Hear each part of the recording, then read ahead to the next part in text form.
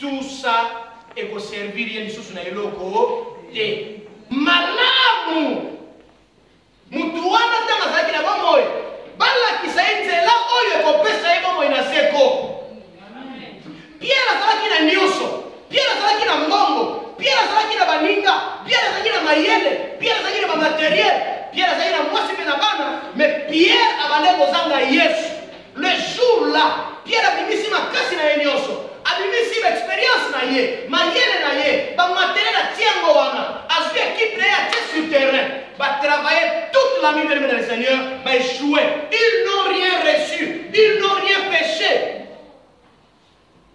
tongo etani babandi ko sokola ba filet babandi ko kangisa ba filet babandi ko kangisa ba filet et Jésus aye tango Jésus aye azui masuwa ya Pierre bien aimé bateau ya Pierre c'est ta vie masuwa ya Pierre ezabo moina yo zamba zana posa a utiliser vie na yo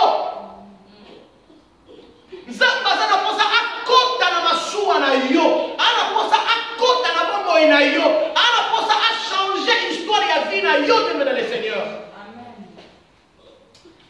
bien aimé Dieu azana posa ya bozwina yo kakate azana posa ya kitoko na yo kakate mais posa nzambe ezali soko za kitoko gloire pe parce que nzambe takela yo mazana posa ke asala ya kitoko na yo en fait que yo moko bika pe bato mosusu babika na sima na yo bien aimé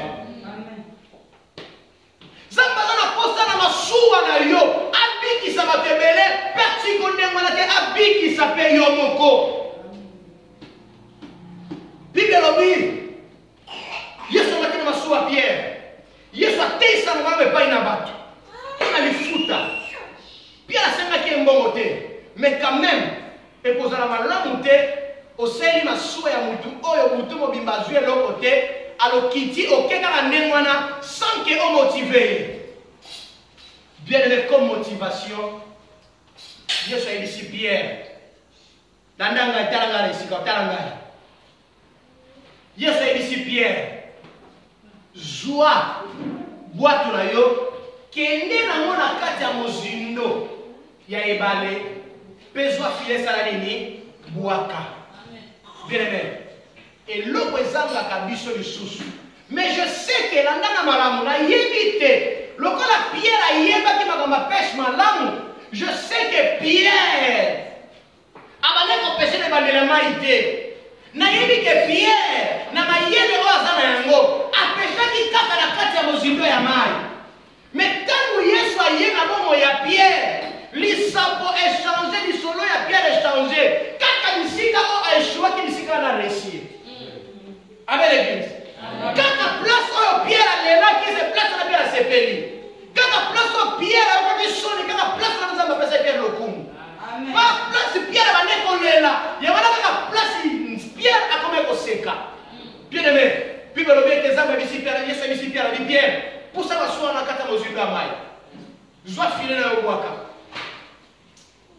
Pierre atali alobi ah maître na travailler mutu mobimba na zwi eloko te alozotinda nga lisusu nazwa file na bwaka oyo eza kotumbola nga te les enfants. Normalement, Pierre a pas comment on a voilà Yesu a tout kaya. On reste au tout moulaye. Nena ba malengo ne Yesu ko tioraye. Ngai expert na pêche. Na travail mutu mo bimana zuite. Yo oyi musala pêche te. Ozo tinda ngana kwa kasu file. Bongo masana na nga mutu mo bima. Bona suko zonga na kwa file. Pierre a dit Kamouté. L'icolo ya maloba na yo. Amen. Amen. Bien, mais la parole de Dieu change la vie. Amen. La parole de Dieu produit le miracle. Amen. La parole de Dieu bénit. La parole de Dieu donne les solutions. La parole de Dieu donne la joie. Amen. La parole de Dieu transforme de vie, bien aimé Seigneur. Amen. La parole de Dieu peut te donner ce que tu n'as jamais reçu d'un homme. Maloba na Nzambe ko pesa yo omo bali na pesa yote. Maloba na Nzambe ko pesa ono mwasi ya pesa yote. Maloba na Nzambe ko pesa ono babotu ya pesa yote. Maloba na Nzambe ko pesa yo meme na nous préfère pesa yote. O même pas lesquels on frappe ça. Si tu crois dans sa parole, bien le Seigneur, tu verras la gloire de Dieu. Si tu crois dans sa parole, bien le Seigneur, on constate la pêche miraculeuse. Quand la musique a qui peut tout monde vite, musique a qui peut dire la similité, musique a qui ma casse la similité, na mouillé de Manazambe, ma camo salam. Si tu crois, tu verras la gloire de Dieu. Amen. Amen l'église. Musique a pas quitter, na lilo Manazambo kokoka. Bisika ba komite na malabana zambo okoma bible na lesenyo kangai malabana zambo ba koti sibiso bisika ebele bisika oyo yo moko ko kokota te mais na nzela malabana zambo seli okoti qui est là le pasteur kokotsa mais ça va tellement que yo za moyibi qui est là engageant Jean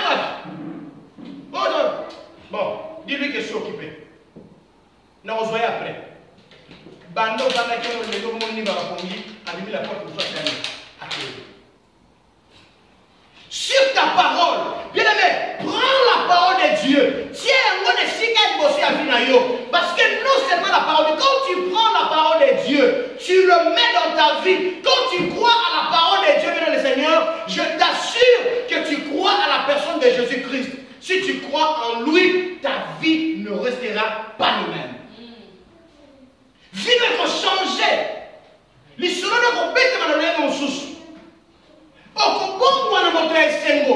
Makambo banda ko melo mawa. Na mbuya ba na zambe okokoma moto ya esengo bien aimé. Amen. Il faut aimer la parole de Dieu. Il faut aimer Jésus. Parce que la Bible dit la foi vient de ce qu'on attend. Et ce qu'on attend c'est la parole de Jésus-Christ. C'est lui la parole de Dieu. C'est lui la parole de vie. C'est lui qui transforme. C'est celui qui restaure. La parole il te lave. La parole de Dieu te restaure. La parole de Dieu te donne la vie, te donne la force, te bénit. La parole de Dieu te sauve. Amen. Pierre a dit, sur ta parole, l'icolo ya l'ilobana yo, n'a pas qu'à filer. Parce que si n'a pas qu'à qui, n'a fait l'autre côté. Mais l'ocolo yo lobby, n'a pas qu'à filer. Bien aimé, la preuve que tant n'a pas qu'à filer. Bible lobby, tant n'a pas qu'à filer.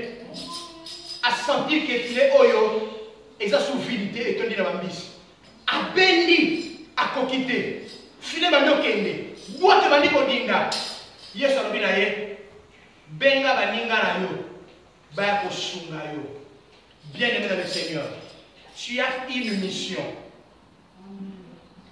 oza na mission moko soki nzamba zwa yo soki nzamba longola na banzela no ya kala soki nzamba pambola yo soki nzamba pesa kitoko pesa makoki soki nzamba pesa kimia soki nzamba pesa libala pesa mabota ce n'est pas pour rien quand Dieu te bénit azo pambola pona yo te ne bénit pas pour toi mais il te bénit pour que na tour na yo comme source de bénédiction. Amen.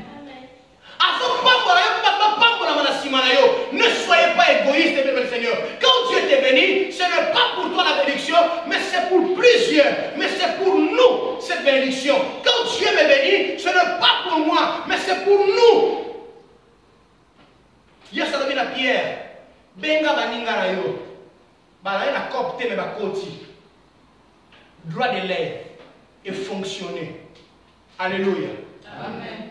Pierre a bengi banga bengi Jacques a bengi Jean baye mbam bandi ko benda filet zo katana parce que bambisi batonda ki ebele babandi ko zwa mbisi bandi ko tia na bateau na masuwa ya Pierre baso tia na masuwa ya Jean baso tia bibelo bete bambisi batondi na bwatu esali kutuke bwate bana osala nini e banda kozinda bien aimé so nzamba saleli masuwa na yo vine kufumuka vina yo ekofwa paniko tala bafala ils ont une maladie et peur. Si vous avez un maladie, vous avez un maladie. Yo kanga. Boti kapani kwa sala bafa yo talanga ya. Makamwe ko bikso yango bafa wana ko bikso te. So ko ndio ko notre vie problème. Yoka. Pierre. Yesu alobi ne benga baninga na yo ba ya. Ba ko pesa yo maboko. Ba baninga Pierre baye batoki misi batie poto batie maso batie kuna batie kuna maso etondi pe ebandi kosala ke maso na bango ekoma kondi kozinda. Bien aimé le Seigneur, le jour que Dieu va te bénir, le jour que Dieu va t'utiliser, le jour que Nzamba va utiliser maso na yo, vile otika la sonde mwana te, vile ko changer. Pierre azaki pécheur, abandi ko pécher ba misi, mais vina ye parce que bato basala ka pêche, bato bazana loi na bayini maso na bato ayini. Bato ayini basala ka pêche, ba pêche pas mbaté, ba pêche avec quelque chose. Po esala ke bazanga na mbula te, bazanga ka na pa ote. Même misi ezate bango bazwa misi kaka. Même mama eza mokulu makasi mais bango bakenda kaka ba péché pe bazana quelque chose. Na likolo ba awa te que Pierre bazana quelque chose, mais c'est la parole de Dieu qui est claire. Tango Pierre a moni makambo esala na vie na ye abaluki alobi na Yesu ne Yesu longwa pembeni na nga po ngai naza moto ya masumu. Yesu alobi na ye ce n'est pas un problème. Yo ni ngalo balobi le Seigneur. Même ozana ndeko na ndoki ya kana ye pa ina nzamba ngaka ndoki aboya ndeki muninga na za ndumba yakana ye nzamba na kosa bandumba ba mari ya Bible basokola Yesu makolo na parfum mwasi ya ndumba Yesu abengana yete yakana ye awa l'église moyibi na croix alenga ko na fermissement te azwa baptême te ayamba Yesu te mais na croix Yesu apesa yebo mwana seko yakana moyibi yakana ndumba yakana ndoki avanda na kiti oyo ayoka malobana Nzambe vile ko changer. N'empêchez pas les gens de venir à Jésus. Kopé qui ça va tout est, bah pas na Yesu. Son Nzamba mino ka tesika oyo eza ko yo banzela ko yo bato batikela libanda. C'est ça l'objectif on Nzamba mino na église. Yo ye banzela, ko si bana mosani, ko ke ngo bato ba éviter ba ya awa. Mais to ça mosala biso te. To ça la moté. Yesu ici Pierre benga baninga na yo. Pierre asali signe, abengi bango ba yi. Ba toki mbisi, ba sepel ba kaboli ensemble. Pierre a dit Seigneur, je suis pécheur. Vous avez même été kende. Yesu alobi na ye. Obanga te, banda lelo. Oza sous pécheur ba misité, mon commis pécheur à bateau. Vie à Pierre est changée. Histoire à Pierre est changée. Alors moi pécheur ba mis. Ba tilapia masolo na ta tilapia katani. Na chichar masolo katani. A commis si ko péché bateau. A péché ngai. Ngabe na za moko misi ya Pierre. Parce que dans le à Pierre a péché moutou anaye, moutou anaye au péché, aye, si est comme un père moutou va pécher ngai, si est comme un père moutou a péché yo, on a floué à péché à Pierre. C'est l'évangélisation de le Seigneur. Nzamba linga sela masuwa na yo, pona na tour na yo pe, obenga baninga na yo ba ya ko peso maboko ta Nzamba ko pambola yo. Tu es béni, ce n'est pas pour toi-même, mais c'est pour que tu sois une source. Bata ko toka ni pambola nzela na yo, bata pika nzela na yo. Amen. Bata pambola na nzela na yo, bata kota mlola pona yo, bata ko na seko pona yo bien le Seigneur. Sur ta parole, na muyeli de wana yo, na ko boaka filet. Bien aimé, ne crains rien, même vieux compliqué yo. Prie la parole de Dieu, crois la parole de Dieu, tu verras la gloire de Dieu. Amen. Ne pleure pas, bien aimé le Seigneur, même à cause compliqué, même santé sont compliquées, il va les autres dans la tête, les autres dans la tête, ma projet est dans la tête, ma France les a bloqués de partout. Je t'assure, bien aimé le Seigneur, ne crains rien, crois seulement en Jésus-Christ, crois seulement à sa parole, ta vie va changer, ta situation va changer, la chose va être débloquée. Amen. Sur ta parole. L'icône le balayo n'a pas filé. Malgré la travail déjà pour tout le monde a suité, mais le corps a conduit le lobby, n'a pas soufflé. Pierre a pas qui file à Zumis. Bien aimé, ce qu'il est l'eau. O yambi le balanza. Ce qu'il est l'eau. On y met le balanza. Parce qu'il a été qu'on a Bible lobby. La foi vient de ce qu'on attend. Qu'on dit besoin à koyoka malobala Yesu. Ce que yoki malobala Yesu, on y met yango okotika lisusu ko bato ba yebite. Bato ba koma ko ndimate kezali. Bible zoloba tangu Pierre ayoki maloba ne pai na Yesu bazwi masuwa na bango batia yango pembeni batiki yango wana bakei bateki même pas mbisi bateki même mbisi te batiki masuwa na pembeni bakei alandi Yesu bien aimé mbisi na sima Yesu liboso musala na sima Yesu liboso bakop na sima Yesu liboso bana na sima Yesu liboso mobali na sima mwasi na sima Yesu liboso. Amen. Likolo ya liloba na yo na kobwaka file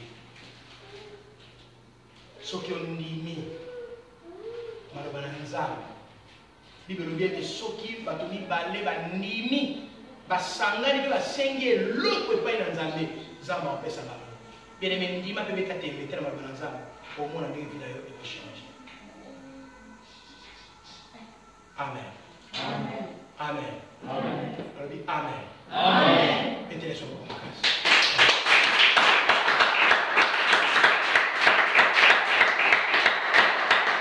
Sur ta parole, la vie et la mort est au pouvoir de la parole. Est au pouvoir de la langue, c'est au pouvoir de la parole.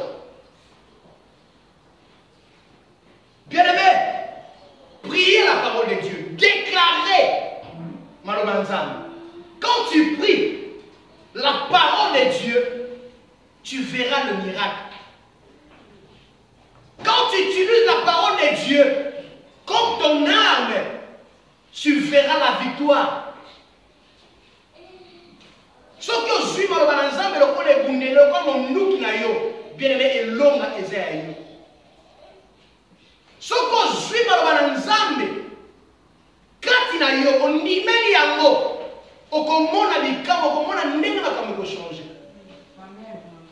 Soki ozosambela maloba na Nzambe bien dans le Seigneur eza lokola mutu oyo ozomema Nzambe contre mire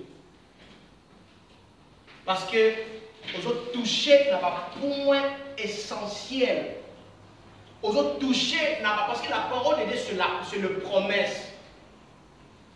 Et Dieu est fidèle à ça, la j'exhorte le chrétien, les enfants de Dieu. Quand vous priez, croyez d'abord. Quand vous priez, ne multipliez pas vos paroles. Priez la parole de Dieu. Priez, Madame Zambé. Seigneur, tu as dit. Tu as dit, la Bible dit, dans ta prière, quand tu utilises la Bible dit, dans un combat, au Koimona et l'ombre, tu vaincras. Quand tu demandes quelque chose au nom de Jésus, au consommant, tu l'auras.